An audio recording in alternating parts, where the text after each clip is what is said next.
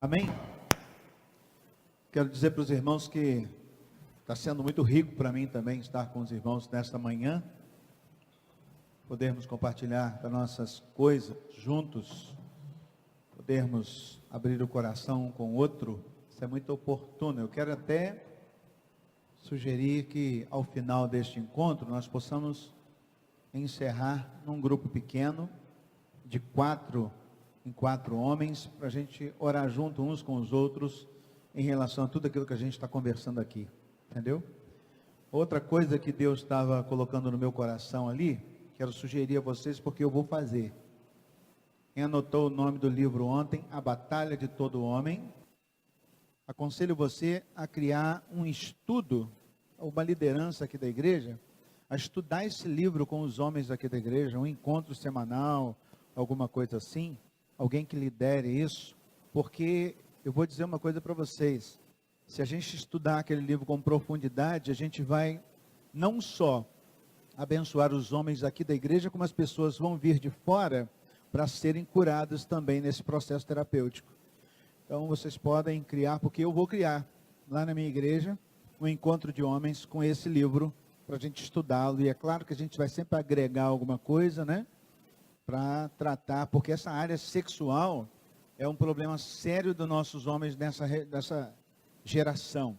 E a gente, compartilhando sobre isso, também percebemos que as mulheres cada vez mais muito obrigado, meu irmão, foram feridas e machucadas e elas não entendem o processo nosso sexual e eu digo sempre que o órgão genital da mulher é o coração.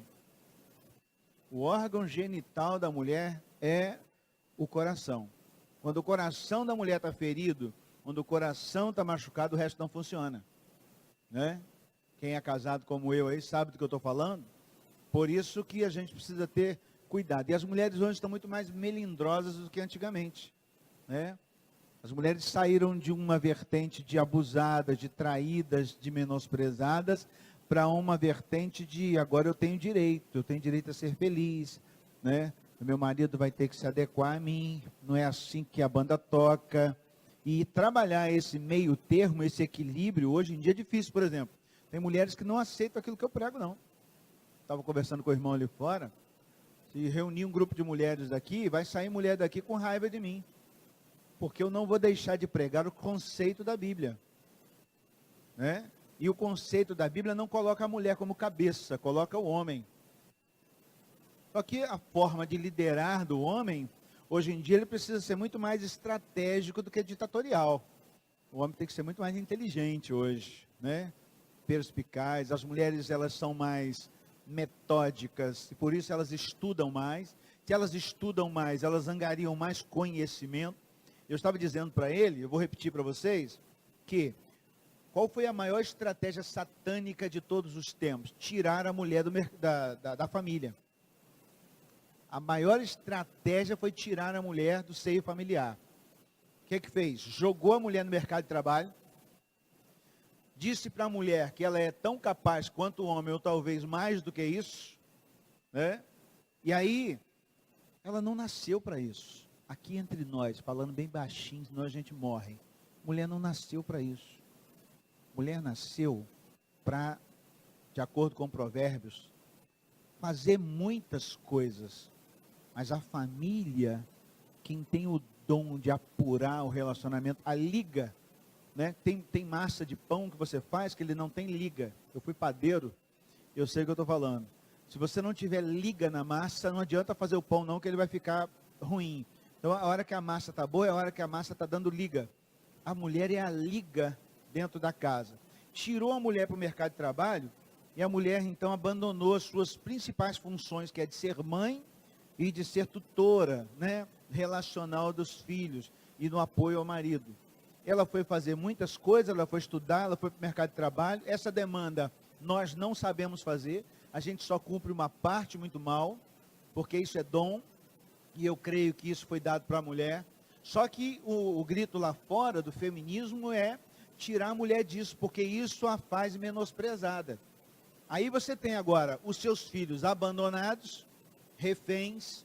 Você pega seus filhos e entrega para alguém cuidar ou para uma creche, né? Ou então para a vovó que não tem mais saúde nem energia, e enquanto a mulher está no mercado de trabalho. Essa família ficou toda complicada. Mês passado prenderam um cara em Campos, que o cara era pedófilo e trabalhava numa creche. Ou seja, a gente pega as crianças e entrega para o lobo, né? Quem é que tinha que fazer esse papel e quem tem que fazer esse papel? Mãe e pai. Eu digo que nem avô e avó devem assumir esse papel. Por quê? Não tem mais energia. A minha mulher fala assim, minha mulher tem 45 anos. Eu não tenho mais energia hoje para ter um bebê, para cuidar de um bebê. Eu tenho para paparicar neto, mas para criar, eu não tenho mais, né? E aí o que as famílias estão fazendo hoje? O marido está trabalhando, a mulher está trabalhando, pega as crianças e entrega para avô e vó, né? E aí vai acontecer o quê? As demandas que só a mãe produz no coração do filho, da filha, as demandas que só o pai produz no coração dos filhos, estão sendo substituídos. Aí tem filhos hoje, crianças hoje, que estão crescendo, que dizem assim, na verdade a minha avó é mais minha mãe do que minha mãe. Né? E nisto, as mulheres estão cada vez mais difíceis no relacionamento. Mas veja bem, eu não vim aqui para falar das suas mulheres, eu vim aqui para falar de você. De mim, nós vamos trabalhar para a gente ser melhor. Porque se a gente for considerar que a mulher está difícil, né, a gente arranja desculpa, a gente não vai criar o nosso processo e as nossas atitudes, porque o homem, eu já disse aqui, a gente se deixar, a gente relaxa. Né? A gente gosta, um homem é tão relaxado, que ele adora fazer tudo que ele fizer, ele quer se divertir. Já prestou atenção? Tudo que a gente faz, a gente quer se divertir. Se você for lavar uma louça, você vai arranjar um jeito de se divertir. Se você for tirar o cocô do cachorro, você vai arranjar um jeito de se divertir. Se você for fazer qualquer coisa, você vai arranjar um jeito de se divertir. A mulher não, ela é cri-cri. Eu vou limpar aquele banheiro, eu vou deixar ele limpo, de maneira ele vai ficar limpinho. Vou tirar todo o musgo daquele banheiro e é com raiva, com ódio. A mulher é assim, a gente faz tudo para se divertir. Nosso negócio é ser feliz. Né? Então, nesse processo, elas ficam o quê? Mais chatas, mais reclamonas, e a gente, né? No bem bom. O que eu estou tentando fazer com os irmãos aqui, o que eu faço com os meus homens lá da igreja, é posicionar a gente num processo que a gente tem que admitir que nós precisamos crescer. Né? E a gente pode crescer sim. A gente pode avançar muito. Chegou um tempo que uma briga com a minha mulher, que eu estava com raiva dela, olhei para ela assim, e eu tratei o meu pensamento, que se transforma numa atitude, que repete, que vira um modelo de vida, que define o meu futuro. Eu olhei para ela e pensei, eu amo ela. Eu amo essa mulher. E essas coisas que ela está falando e dizendo, é porque no coração dela há um processo que eu posso desconstruir. Eu olhei com misericórdia para minha mulher, que a vontade era de matar. Mas eu olhei com misericórdia e pensando, não, essa mulher eu escolhi para amar. Né? Então eu acho que o nosso processo precisa ser este. Porque assim, se você ouvir, aqui entre nós, bem entre nós, se você levar ao pé da letra tudo aquilo que a mulher fala, você bate nela toda semana. Não é? Se você levar ao pé da letra o que a mulher fala, nas suas variações emocionais, você dá uma surra nela toda semana. E o pior, que às vezes a maioria das vezes ela tem razão. Mas do jeito que ela age, do jeito que ela fala, né? Nós nos sentimos ameaçados. E aí a gente usa aquele jargão, ela não tem respeito. Acho que na verdade ela não está nem aí para esse negócio de respeito, porque na cabeça dela não há uma censura que estabelece respeito e desrespeito. Ela é mulher e pronto, acabou. Porque ela age assim com outra mulher, ela age assim com a vida. Então ela não sabe que nós temos esse freio do respeito. Então se você não souber olhar para sua mulher e equilibrar as suas atitudes, você fica com vontade de trucidar ela. Então nós é que sabemos disso, nós temos que trabalhar isso na nossa mente e pedir a Deus misericórdia para a gente olhar como uma pessoa que precisa do nosso cuidado. Porque Pedro diz que elas são vasos mais fracos. Tanto que elas assumem tantos projetos, tantas coisas na vida dela, e quer fazer tudo ao mesmo tempo. Ontem minha mulher se chateou comigo, porque eu falei com ela o seguinte, que ela não é organizada na limpeza dela. Na limpeza, assim, quando ela começa a limpar a casa, ela vai lá no banheiro e bota sabão em pó no vaso, ela desfaz a cama, ela vai nos outros quartos, ela faz a mesma coisa, ela vai na sala, põe as cadeiras de ponta cabeça, e aí ela vai para a cozinha para lavar a louça. Aí eu falei com ela assim, mas você não é organizada para fazer a coisa, porque você começa um negócio lá, começa outro aqui, não termina e fica aquele furdunço dentro de casa. Aí ela irritou, né? Irritou. Aí eu falei assim, quem é você para me criticar nesse processo? Eu sei bem o que eu estou fazendo. Quer dizer, na nossa cabeça, o que a gente faria? Organiza o quarto, limpa o quarto. Terminou o processo. Vamos para outro quarto, organiza o quarto. E a gente vai vindo, até chegar na cozinha. Essa é a cabeça do homem, mas não é a cabeça da mulher. Então é melhor a gente não se meter nesse processo. O que a gente pode fazer? Entender que nós somos totalmente diferentes. E aí trabalhar isso sem estresse é o nosso desafio. Porque se você deixar, você se estressa todo dia. Toda hora. Por isso que elas não entendem quando a gente faz o ouvido de mercador, né? Que a gente não ouve aquilo que elas estão falando, porque se você levar o pé da letra, você vai dar no pé da cabeça dela, toda hora. Então a gente trabalha isso na nossa mente. Por isso que a Bíblia chama a gente de Jesus, numa figura, no relacionamento com a igreja, que você precisa ter cuidado então com a sua esposa. Olha para a sua esposa com uma demanda mais sensível do processo. E dependendo do dia, muito mais ainda, porque vai ficar mais barato para a gente. E o nosso casamento vai ser melhor qualificado e a gente vai conseguir ter mais paz. Que nós não podemos ser omissos, né? Porque a Bíblia nos diz que a gente precisa se comprometer um pouco mais. Então Davi partiu daquele processo do eu quero. E o namoro de hoje, por exemplo, sofre esse assédio, fazendo com que os casais tenham fantasias eróticas, que alimenta a relação de namoro, que gera relação sexual antes da hora, e que gera, por consequência, uma falsa ideia de amor. Eu acho que 90% das meninas que eu namorei, eu transei com elas. Não foram muitas, mas 90%. Porque eu era viciado em pornografia, automaticamente esse era o meu preço. E uma vez eu estava no quarto com a menina e quando acabou aquilo ali, eu olhei para ela e eu tive nojo dela. Por que eu tive nojo? Porque o sexo sem amor, ele é nojento.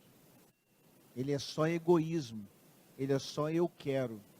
E muitos desses garotos, como eu, que tiveram e têm essa vida sexual assim, vai casar com a mulher errada, cara. Vai casar com a mulher errada. O meu pastor Heber Silva, estou falando isso porque ele fala de púlpito.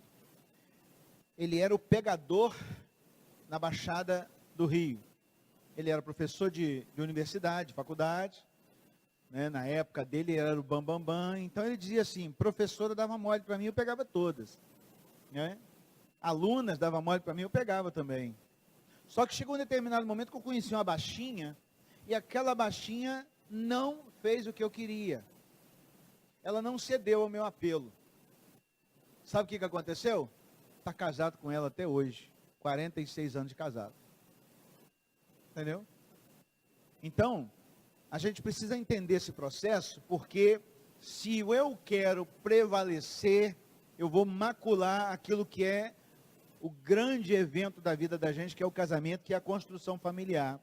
É uma geração de homens afogando-se no mar de pornografia diariamente, e isso forma um novo conjunto de expectativa do que querem das mulheres.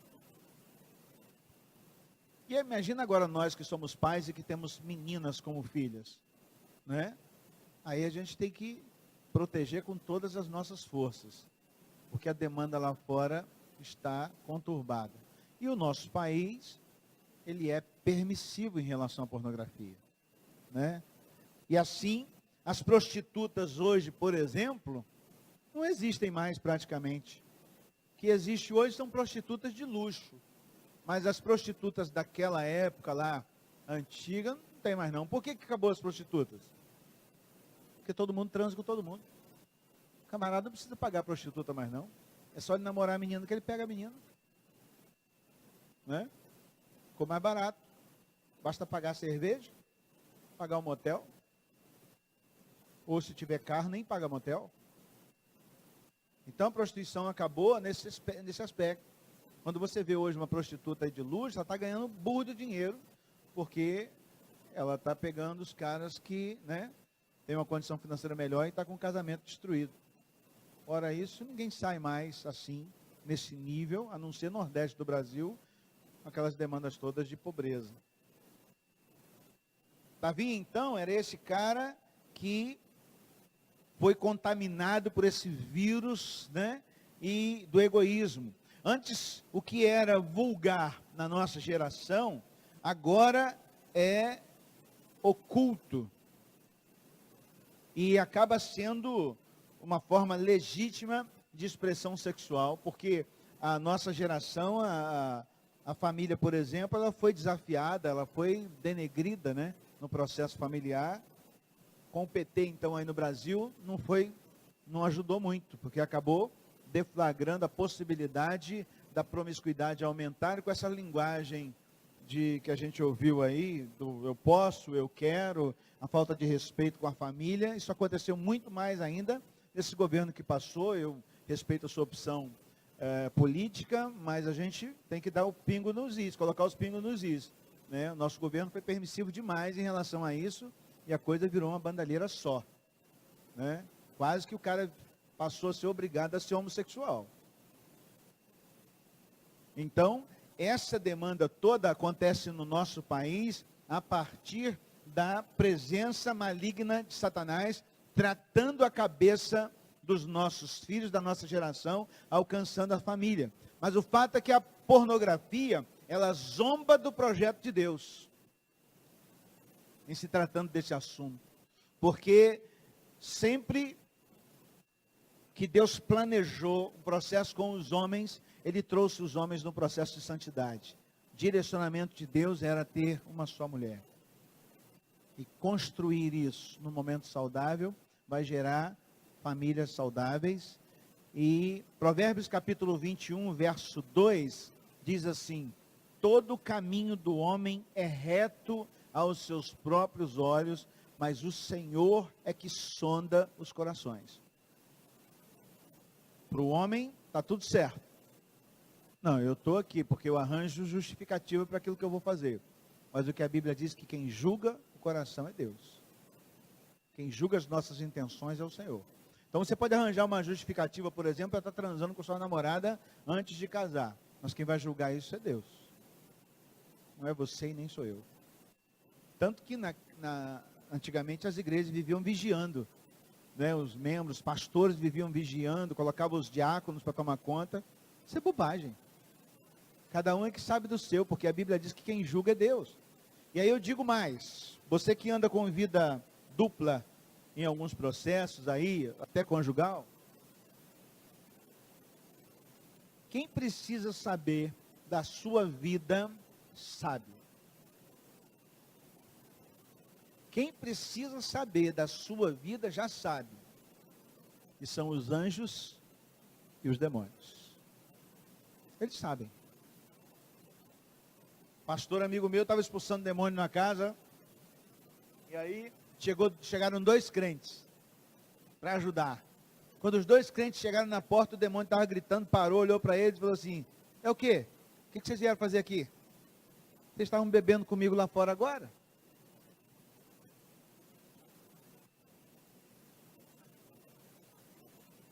O mundo espiritual sabe aquilo que a gente faz.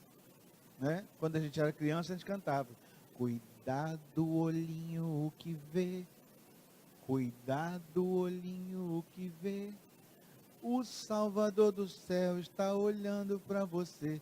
Cuidado, olhinho, o que vê. Percepção horrível, né? Que coloca Deus como um pai censurador. Quem está pronto para destruir você a partir daquilo que você está vivendo são os anjos que protegem, ou os demônios para destruir. Não é Deus. O problema não é com Deus. O problema são as legalidades que nós abrimos na nossa história e na nossa geração. Seu comportamento abre portas na sua família. É isso que nós temos que estar atentos. Por exemplo, um pai que foi muito promíscuo em sua geração, de repente o garoto se afasta da igreja, cai na promiscuidade, cai na droga, ou cai na prostituição.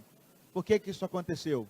Porque o pai nunca fechou portas que ele mesmo abriu no mundo espiritual com essas coisas. Aí o filho começa a pagar o preço, o pai não tem compromisso com Deus, né? E o pai ainda pensa assim, esse moleque está perdido. Não, quem abriu a porta na vida dele foi você, porque a autoridade na sua casa é você. Tem homem que adora bater no peito e dizer, já tive tantas mulheres.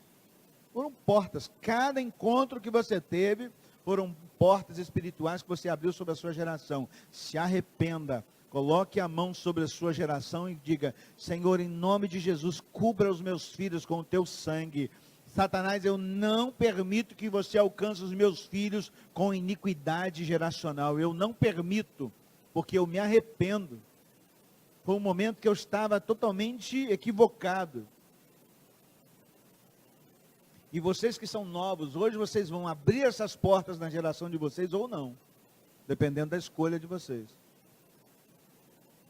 O mundo espiritual não está brincando não, irmãos. Não brinca. Eu orei para uma mulher uma vez, ela estava endemoniada em cima da cadeira, pulava dessa altura. E aí quando o demônio saiu, ela virou para mim e falou assim, pastor, eu traía o meu marido, eu não conseguia parar. Aí o cara que está nessa onda de Davi aí, pensa, se a Betseba fosse endemoniada, ia deitar com Davi, ia dar uma risada na cara de Davi, e Davi ia ser envergonhado, porque tinha acabado de matar o marido, né?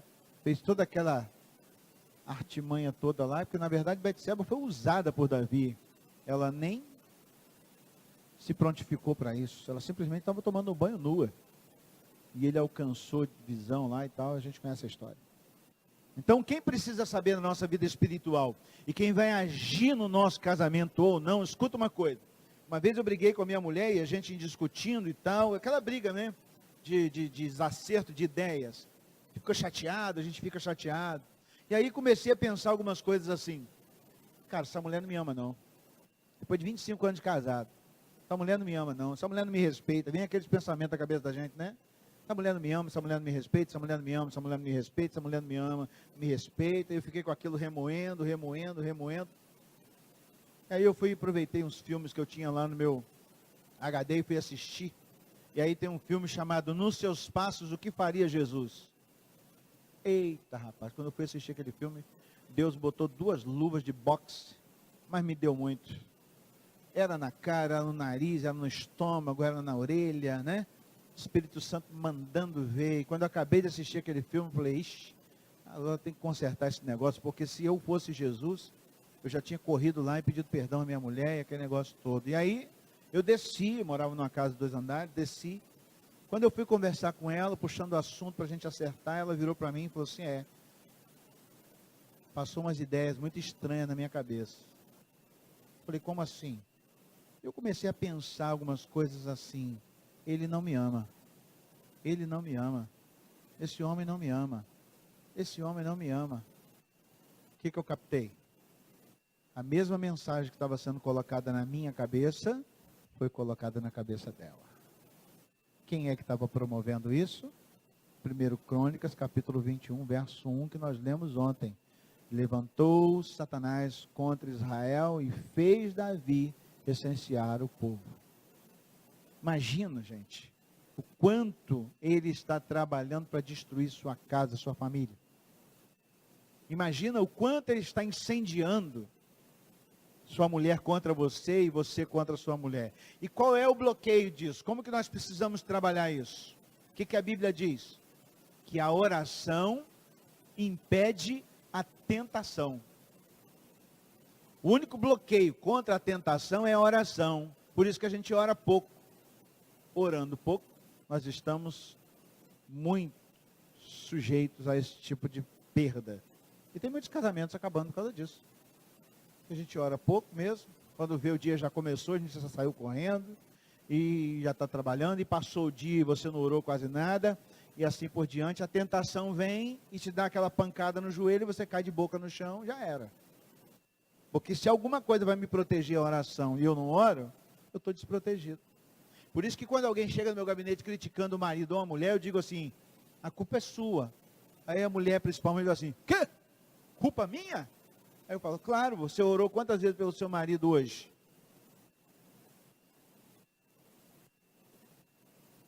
Quantas vezes você orou pela sua mulher hoje? O cara fica sem jornal, né? Tem como. Por quê? A gente acaba desprotegendo um ao outro. A maneira de você proteger sua mulher, e olha assim, hoje em dia, então, principalmente, é muito sutil, cara. Porque do nada entram as mensagens no WhatsApp e acabou, perdeu. Eu estava em casa esses dias, o telefone da minha mulher tocou, e era um camarada. Ligou errado. Quando ela atendeu, ele falou assim: alô, é fulano de tal? Ela falou: não. O cara virou para ela assim: mas você tem uma voz linda. Ela falou assim: peraí então, ouve a voz do meu marido aqui. Quer dizer, num negócio desse, se cai no coração de uma mulher que está com um problema no casamento, se é um momento errado, uma mensagem, uma fotografia, acabou, gente, perdeu. Porque a Bíblia diz que as ciladas do inimigo, elas são sutis, né? Então, por exemplo, sua mulher corre o risco de se apaixonar por outro homem, assim, ó, passinho, passinho. Como que eu posso proteger? Como que você pode protegê-la? Orando por ela. Todas as vezes que eu estou atendendo no meu gabinete, um casal, uma mulher, um homem, e normalmente eu trato sobre família, o Espírito Santo sempre me lembra: ore pela sua esposa. E aí eu estou aqui, ó, olhando para a pessoa compartilhando comigo, eu estou orando por ela. Senhor, guarda o coração da minha mulher agora. Porque eu sei que esse demônio que está destruindo esse casamento aqui, vai lá aproximar dela alguém para destruir meu casamento. Porque se o meu casamento acabar, como é que eu vou ter pegada para falar sobre família aqui na frente? Que autoridade eu vou ter? E hoje em dia tem um monte de pastor divorciado aí, pregando nas igrejas aí. Eu sou totalmente contra. Cada caso é um caso. Mas, na sua maioria, os caras estão trocando de mulher igual troca de roupa também. Por isso que eu digo 45 anos é um herói, não é à toa não, porque ele sabe a dificuldade que ele viveu para chegar até aqui. Cada um de nós temos lutas. O que a palavra de Deus nos desafia é sermos santos. Então essa demanda aí, os especialistas dizem que aquilo que nós fazemos 20 vezes ininterruptas se transforma em hábito e costume. Aquilo que a gente faz 20 vezes se transforma em hábito e costume. Eu já disse o processo para vocês como funciona. Agora, se nós temos o hábito então de pornografia, isso vai virar um costume. Isso começa a fazer parte da sua vida. Abra sua Bíblia em Provérbios 6, 20 ao 29. Provérbios 6, de 20 a 29. Alguém leia para mim, por favor.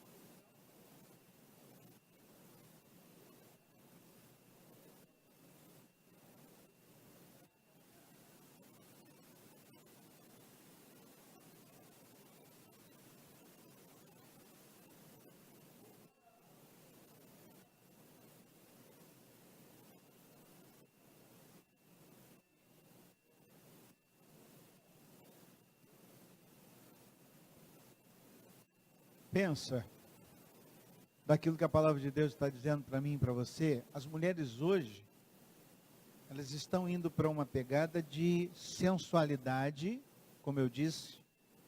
Esses dias eu encontrei com uma mulher lá na rua, não sei onde eu estava no pit stop desse aí, trocando o pneu do meu carro. Chegou uma mulher com essa roupa de malhar, que dá para você ver o pentelho da vagina da mulher. Aquela coisa enorme, apertada por aquela coisa, né? Por dentro, todo, marcando todo o corpo da moça. E era uma moça nova, bonita, né? O camarada que vai fazer um projeto familiar, ele olha para uma mulher dessa e pensa, é essa que eu quero. Só que aí começa a descobrir umas coisas assim. Eu atendi um casal fitness lá na minha igreja. Eles se converteram. E a mulher é aquela mulher fitness que faz musculação, né? Então fica fazendo aquelas coisas com a coxa, definindo o corpo. Sabe o que o camarada reclamou comigo? Que a mulher não gosta de sexo. Por quê? Medo de engravidar, porque ela precisa manter o seu corpo sarado, essas coisas daí. Aí o que eu matei logo? Elas vão para as academias, malha, malha, malha, define, provoca e não entrega. Entendeu?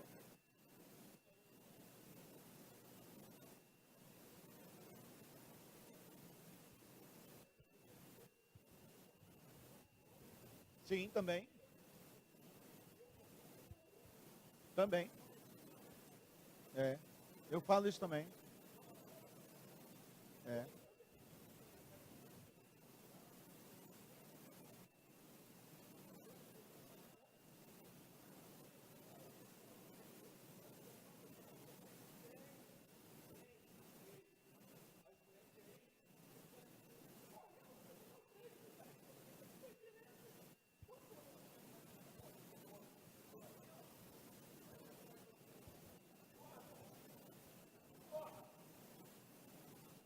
Eu falo sempre isso. As mulheres hoje estão... Eu encontrei com uma mulher esse dia, meu irmão. A mulher andava assim, ó. Entendeu? Aquele colchão mais grosso do que a minha. Entendeu? Eu fiquei pensando exatamente isso. As mulheres estão se masculinizando e os homens... Torcida do Flamengo.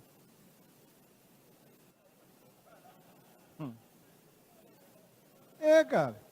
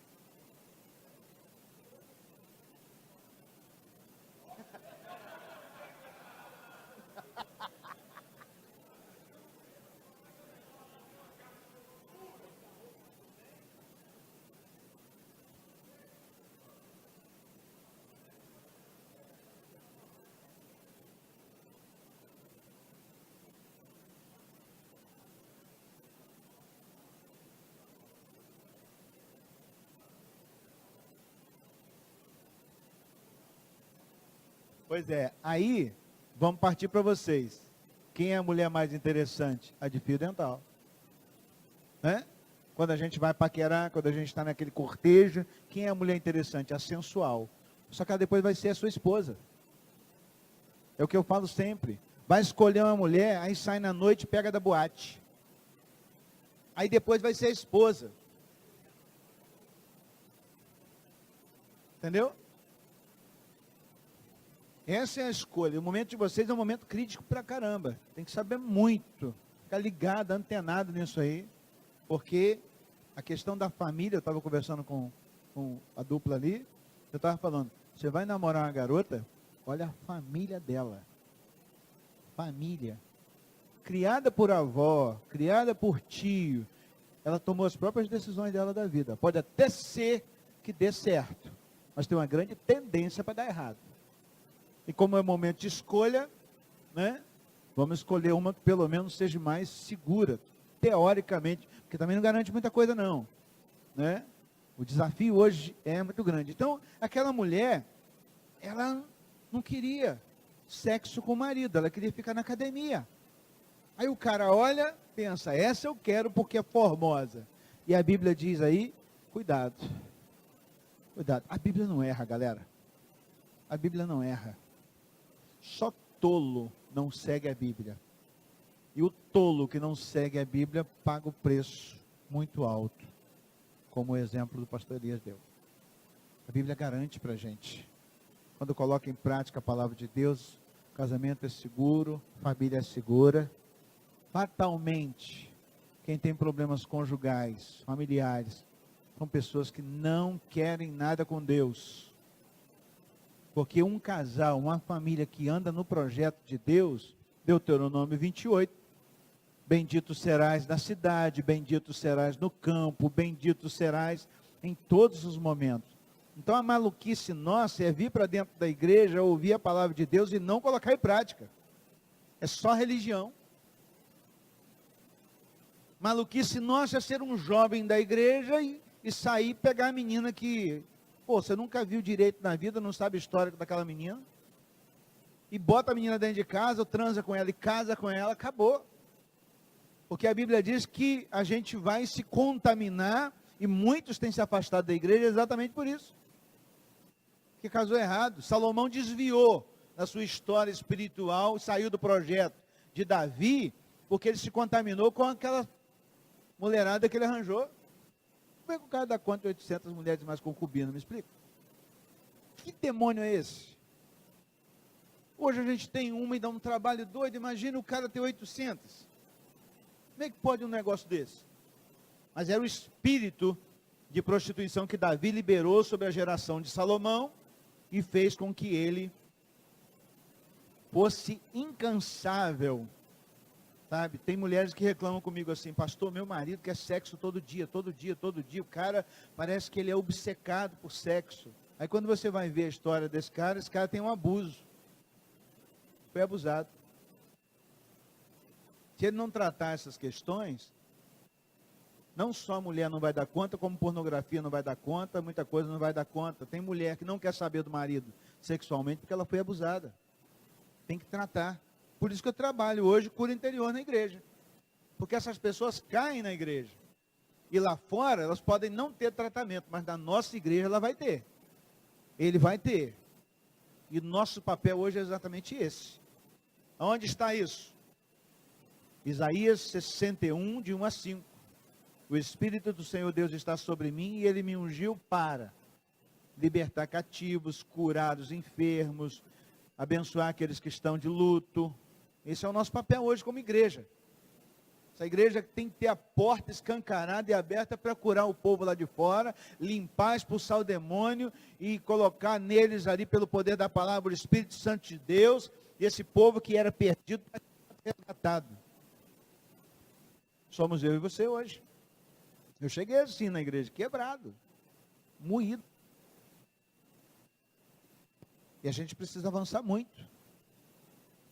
Então Davi, com essa atitude, complicou a sua geração. O profeta Natan diz a Davi que com aquele erro ele se tornou ladrão e prostituto, arrombou a sua família. A criança, filha de adultério, morreu porque não seria uma boa semente. Essa é a minha análise, né? A partir daí, Davi teve Amnon e ele era lascivo, se apaixonou por a sua própria irmã Tamar, E assim foram as gerações malignas pelo pecado de um pai. Absalão mata Amnon pela imoralidade, morte. No capítulo 15, Absalão comete traição contra o próprio pai. Agora vem imoralidade, rebelião e morte. No capítulo 16, Aitofel, amigo, confidente de Davi, abandona Davi. Absalão desonra o seu próprio pai. Imoralidade, rebelião, morte, desonra. É a demanda toda de um camarada que se envolveu com prostituição. Ainda bem que a Bíblia não oculta essas coisas da gente, né? Mas a gente parece que é cego, cara. A gente não está entendendo isso. Parece que a gente é ludibriado com certas coisas que fatalmente a gente prega, aí a gente vai atender alguém no gabinete e as pessoas parecem que não ouviram o evangelho. É seguro, mano. É seguro crer na palavra de Deus e colocar em prática. É inseguro vir aqui e não fazer nada.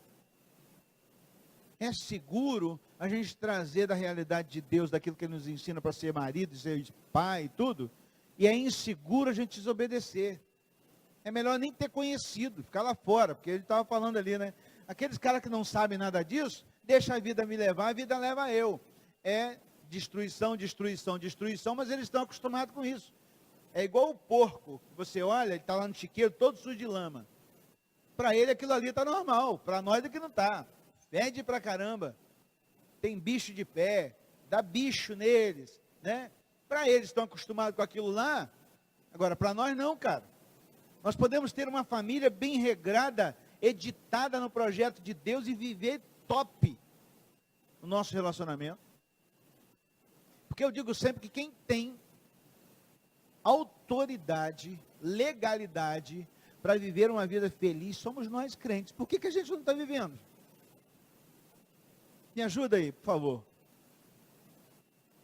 Se tem alguém que tem legalidade e autoridade para viver uma vida satisfeita, feliz, bem ajustadinha, somos nós. Por que nós não estamos vivendo? Me ajuda aí.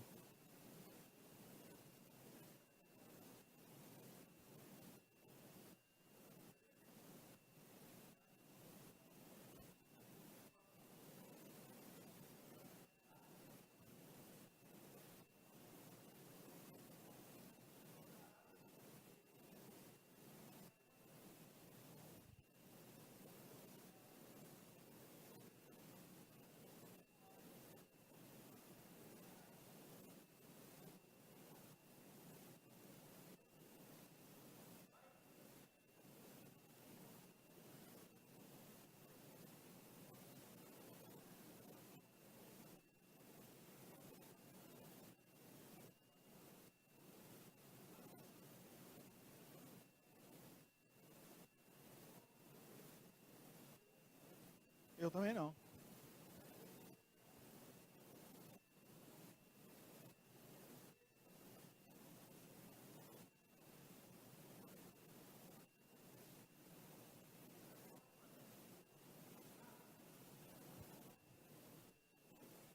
Uhum.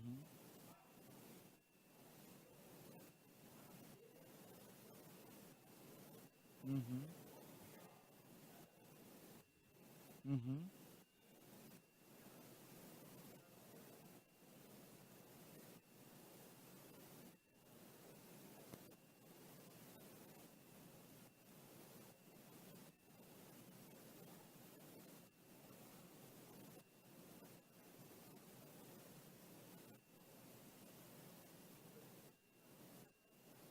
Levando em consideração daquilo tudo que a gente sabe hoje, sabe o que eu costumo dizer quando eu estou falando para jovens sobre namoro? O meu maior arrependimento é não ter me casado virgem com a minha mulher. Sabe por quê? Porque quando eu me casei com a minha mulher era virgem, eu não. Eu estava todo estragado. Tudo estragado. Eu nunca fui feliz com mulher nenhuma na cama. Por quê? Porque era só prostituição. Entendeu? Era um prazer momentâneo, igual a droga, né? Prazer momentâneo, você dá um tapa, fica nóia, depois você vai buscar mais e mais e nunca está satisfeito. Porque o pecado não deixa você ficar satisfeito. O pecado vai só fazendo com que você se aprofunde mais e mais. Então, o meu arrependimento de não ter ido para o meu casamento limpo com a minha mulher. Ela era, mas eu não. Eu tentei várias vezes destruir a virgindade dela, porque eu era potencialmente viciado. Então a gente conta isso exatamente no sentido de protegê-los, né? Porque a nobreza hoje do coração é aprender exatamente isso junto com a sua esposa, com o marido. Porque você evita muitas contaminações, como ele está falando. E é isso que a gente precisa se proteger. Porque fatalmente o mundo espiritual também para nós não era revelado como é hoje. Eu estava conversando com a minha mulher, parece que a igreja antigamente, pastor, era muito cega em muitas coisas. Porque eu, por exemplo, nunca ouvi nada de demônio na igreja batista. Porque ninguém falava em Satanás, tinha até medo de falar. Né? As igrejas pentecostais avançaram e elas avançaram, elas foram demais também, que agora estão voltando para o equilíbrio da palavra. Então, eu descubro, por exemplo, que hoje, quem manipula o ser humano na área sexual é um demônio chamado pombagira. Oi. Antigamente não tinha, ninguém falava sobre isso. Obrigado. E aí eu vou orar por uma pessoa, cai lá possessa, o diabo diz, não vou sair, estou na casa dela, vou destruir o casamento, olha só. Falava isso para a gente. Estava na Bíblia, né? Isso começou a acontecer comigo, por exemplo, quando eu comecei a ser pastor na igreja batista, eu comecei a ver que o negócio estava pegando, eu falei, tem que aprender esse negócio agora. Aí eu eu já tinha interesse, fui aprender sobre o mundo espiritual, com mais profundidade, eu descubro assim, ei, Paulo falou que é tudo espiritual. Ninguém contou isso para a gente. Você está lá pegando aquela mulher, quem está pegando é o diabo junto com você, cara. Se você é casado, a Bíblia diz que esse demônio está selando sua alma com a alma de uma prostituta, e você vai sair dali contaminadíssimo, e afetar sua geração, porque isso dá legalidade. Ninguém falou isso para a gente. Estava na Bíblia, mas ninguém aprendeu. E aí, você volta para Oséias 4:6, diz, o meu povo está sendo destruído por falta de conhecimento. Agora você está ouvindo isso hoje de mim, então a partir de agora você é responsável por isso. Vai aparecer mulher, cara. Eu cheguei em Recife uma vez, eu morava numa cidade chamada Guarabira, que é quase que litoral do estado da Paraíba, e eu ia em reuniões em Recife, pela empresa que eu trabalhava, e aí a gente se hospedou na beira da praia lá em Boa Viagem, subi para o hotel, fiquei sozinho no quarto. Quando eu entrei no quarto, o telefone tocou. Falei, deve ser a portaria, querendo saber alguma coisa do documento. Quando eu puxei o telefone, era uma mulher. Se oferecendo para dormir comigo aquela noite. Eram as prostitutas que já tinham vínculos com o hotel. Eu casado, mas estava sozinho ali. E ela foi e falou assim, eu estou aqui na janela do outro prédio, chega aí na janela. Eu falei, não acredito não, eu vou lá conferir. Cheguei na janela, a mulher fazendo assim para mim, ó. Prato cheio, né?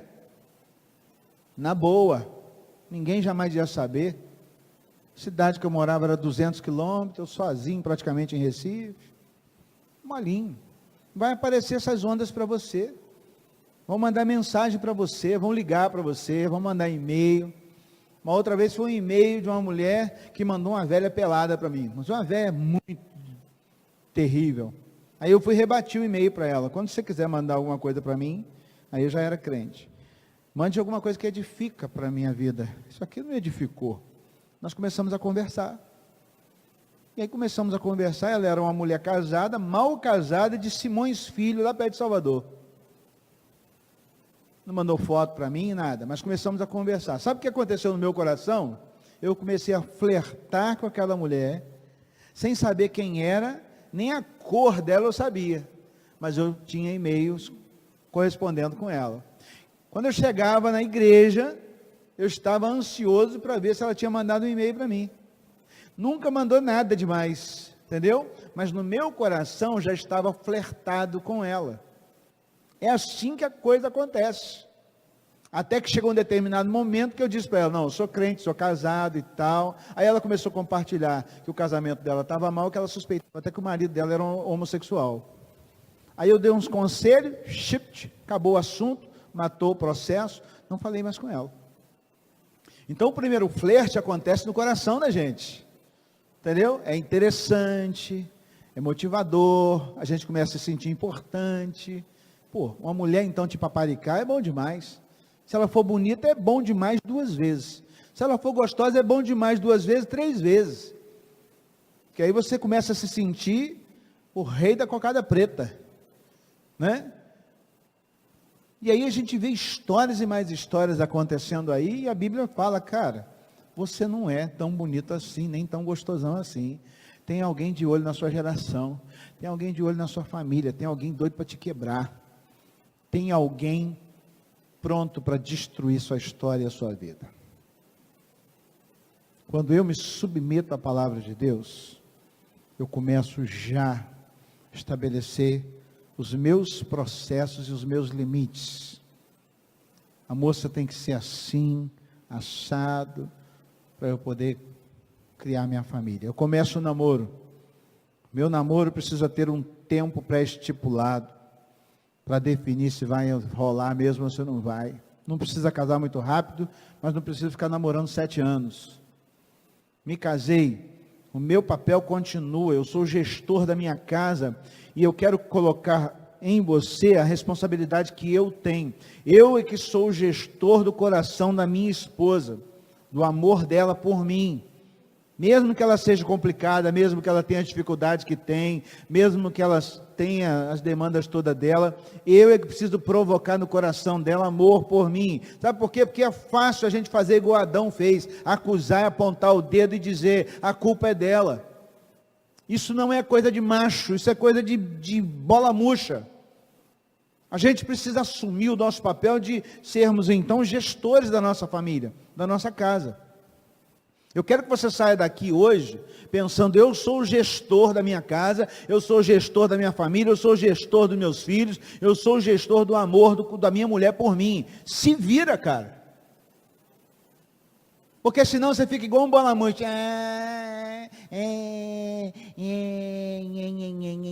Daqui a pouco você está na segunda mulher.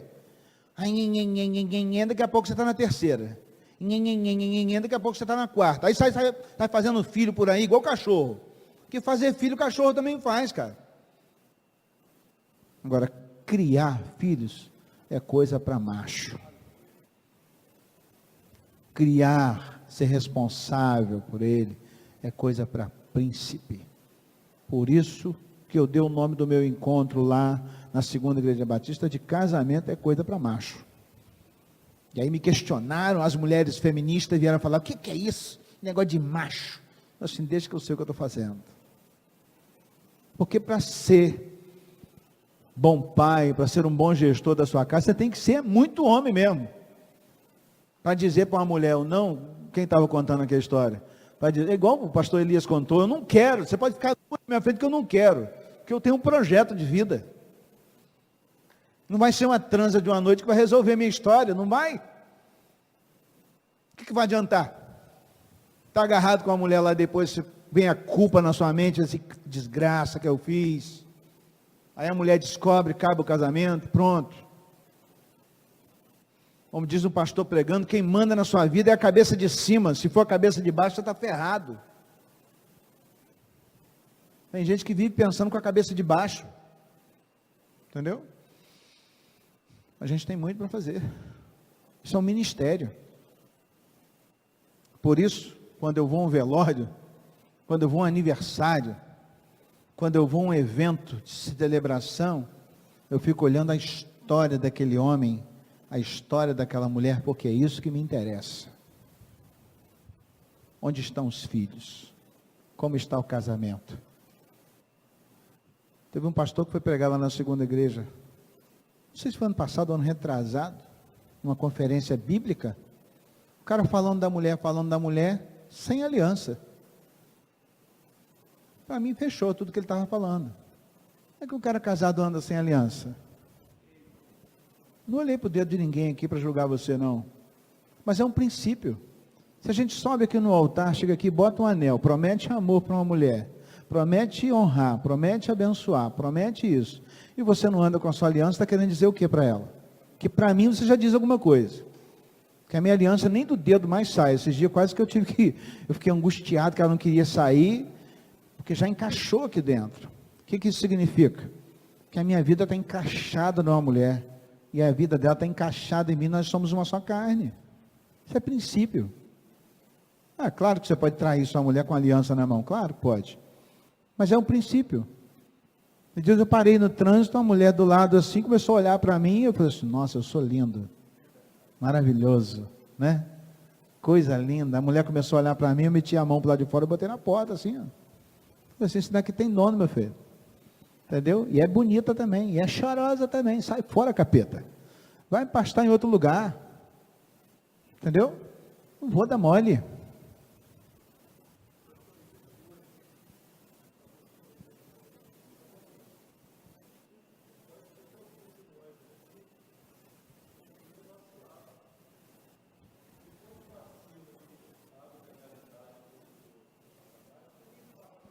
Fecha você. Eu abri, eu fecho.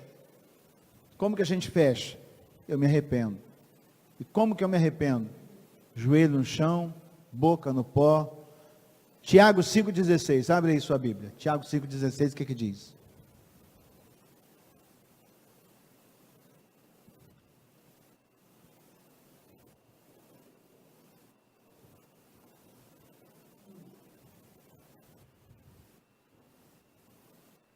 Portanto, confesse os seus pecados uns aos outros e orem uns pelos outros para serem curados. A oração de um justo é poderosa e eficaz.